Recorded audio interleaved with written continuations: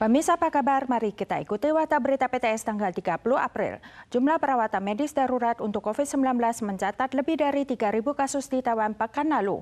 Menjelang keberangkatan ziarah Dewi Matsu Baisatun yang akan dimulai esok hari, CDC khawatir kerumunan massa dalam arak-arakan itu dapat memicu lonjakan epidemi.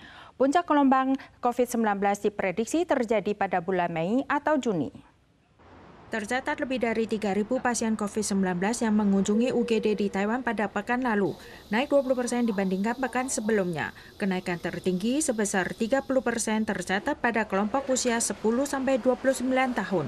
Di antaranya 29 kasus gejala berat dan 7 kasus kematian. Catat angka tertinggi dalam sepekan tahun ini. Ziarah Dewi Matsu Baisatun akan dimulai pada tanggal 1 Mei, berdurasi 10 hari 9 malam. CDC mengkhawatirkan potensi lonjakan epidemi akibat kerumunan massa. Diprediksi puncak gelombang ke-7 Omikron akan terjadi pada bulan Mei atau Juni. Tanggal 27 terjadi kecelakaan parah truk gandeng di Jalan Landai akibat remblong di Jalan Xiangshan Road Seksi 6 Distrik Salu, Taichung. Kemarin, instansi terkait melakukan inspeksi di lokasi dan mempertimbangkan mendirikan zona penjangga guna memperlambat kendaraan yang tak terkendali memiliki waktu untuk menghindar.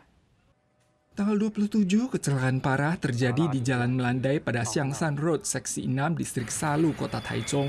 21 kendaraan terimbas dan 11 orang menderita luka parah dan ringan. Setidaknya ada 4 kecelakaan parah telah terjadi di ruas jalan ini dalam beberapa tahun terakhir. Mayoritas melibatkan kendaraan berbobot berat, mengakibatkan 2 korban tewas dan 20 luka-luka. Anggota legislator dan pejabat melakukan inspeksi di lokasi dan meminta Pemkot merancang zona penyangga di bagian jalan yang landai untuk mencegah kecelakaan. 过高速公路主线右侧，那个腹地的地方，找看看我们适当地方去辟建一个所谓的缓冲地带，缓冲地让刹车失灵的大型车能够有一个缓冲的安全位置。 Lokasi yang cocok sulit ditemukan, namun Ormas Bidang Transportasi menyarankan masalah penggunaan lahan dapat dipecahkan dengan menghapus sistem pengalihan kendaraan saat ini dan mengubah jalur lambat yang ada di bagian jalan landai menjadi jalur penyangga bersegmentasi. 上段的时候就已经开始失控，然后这时候你就可以选择你先去到旁边的避险车道。那如果你到尾段的时候，你才发现你已经失控了，你这时候再去尾段的避险车道，这些都可以，那空间绝对生得出来。 Pakar juga mengingatkan pemerintah bahwa ada jalan landai di Taiwan Boulevard Seksi 4 dari arah Universitas Tonghai menuju pusat perkotaan yang perlu dipertimbangkan. Suhu udara semakin panas, pencegahan perkembangbiakan nyamuk dan pemberantasan tikus menjadi sangat penting di berbagai komunitas. Dikarenakan nyamuk Aedes aegypti aktif pada siang dan sore hari, para ahli menekankan bahwa pencegahan harus dilakukan sepanjang hari. Sementara itu, untuk mengatasi hama tikus yang bisa masuk pada celah sekecil 2 cm, prioritas utamanya adalah tutup jalur yang dapat dilewatinya. Kelurahan Kangning adalah sebuah komunitas bersih, namun tikus kadang juga menyerang rumah warga, sehingga gudang kantor kelurahan pun menyimpan racun tikus. Warga sudah mencoba berbagai cara untuk menangkap tikus, namun tidak berhasil. Mereka pun mengambil racun tikus dari kantor kelurahan. 一般家庭的话，大概就3块5块。后面有发现老鼠啊，那这个可能就是外围还需要更多的老鼠药放置。 Lurah menyampaikan lingkungan bersih dapat mengurangi hama tikus. 80% masalah dapat diatasi lewat pengelolaan lingkungan secara tepat. Namun guna menangkal serangan tikus secara tuntas, prioritas utamanya adalah menutup jalur tikus. Semua celah sebesar sekitar 2 cm atau lubang seukuran koin $10 harus ditutup. 老鼠的缩骨功是很厉害的，因为它的肋骨是可以滑动变成扁平的。 Sementara itu, nyamuk Aedes aegypti yang berpotensi menyebarkan virus aktif antara pukul 9 pagi hingga 5 sore, sehingga cara pencegahannya perlu waktu sepanjang hari. 特别讲朝九晚五，就是不要忘记，不是只有睡觉的时候挂蚊帐哈，就是白天的防蚊工作，我们还是要注意。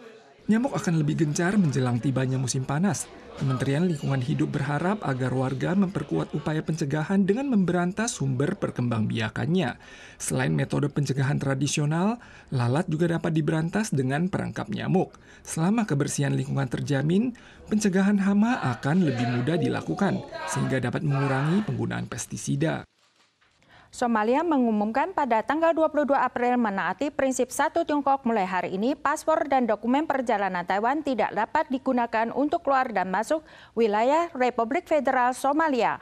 Menanggapi hari ini, Kementerian Luar Negeri Taiwan menyampaikan protes keras dan mengimbau warga untuk tidak bepergian ke Somalia demi menjaga keselamatan.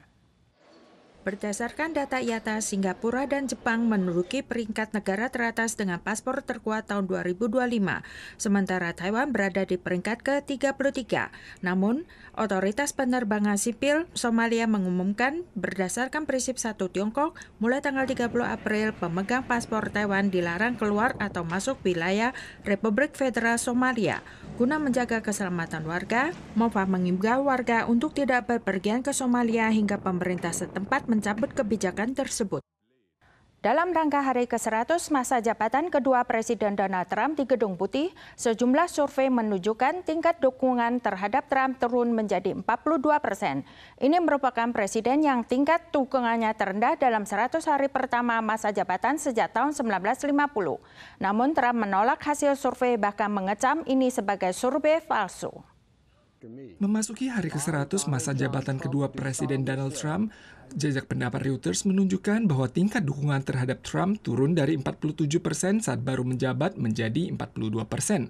Sementara tingkat penolakan naik dari 41% menjadi 53%. Ini merupakan rekor dukungan terendah pada seorang Presiden Amerika Serikat dalam 100 hari usai menjabat. Trump menyatakan amarahnya terhadap hasil survei. Ia mengklaim bahwa angka ini adalah survei palsu yang dirancang oleh instansi berita hoax yang cuma bisa melaporkan berita negatif tentang dirinya.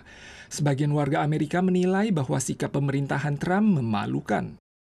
I feel somewhat embarrassed, honestly. I don't know of just how collectively our country is handling things and how international policy and stuff. So I feel frustrated and embarrassed, honestly, to be an American citizen. Kendati demikian, masih ada 40% warga yang mengakui kinerja Trump. Tidak sedikit orang yang tetap memiliki harapan terkait masa depan. Setelah 100 hari ini, kalangan baik di dalam maupun luar Amerika semua merasakan gaya unik Trump dalam aksi dan pola pikir kebijakannya. Sikap ambiguitas tinggi yang ditunjukkan dalam semua hal juga akan mengguncang tren komunitas internasional di masa mendatang.